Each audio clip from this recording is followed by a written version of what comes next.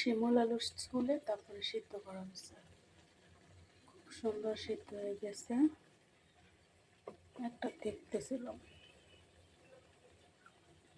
ভিতরটা একটু ফ্রেশ, একদম সফট।